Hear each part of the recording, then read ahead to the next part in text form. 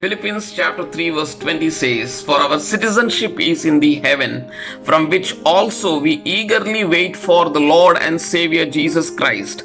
The Lord is coming back soon, and we all have that great hope and assurance in each and every one of our life. We all are waiting for our Lord and Savior Jesus Christ to come back and take us to the home.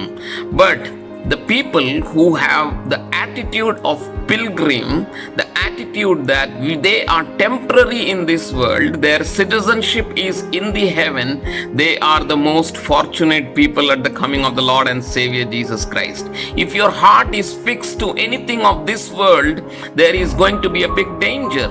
If your heart is fixed to the people, trend, fashion, designs, all money and all sort of lust of this world, we are going to be sorry people at the coming of the Lord and Savior Jesus Christ. We have a citizenship in heaven.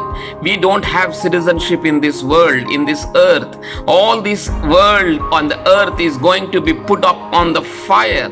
Any times it can be destroyed by the fire. But we who are waiting for the coming of the Lord Jesus Christ have not fixed their heart to the things of this world, pattern of this world. They are not conformed to the pattern of this world.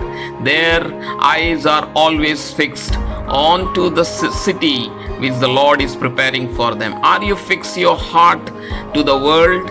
It's going to be a problem. If you fix your heart to that city where the Lord is going to take you back, you are going to be happy, joyful, and most fortunate people when the Lord is come and He will take you with Him. There is no cry, no weeping at that place, and God will be your Lord. Have a wonderful day, and God bless you.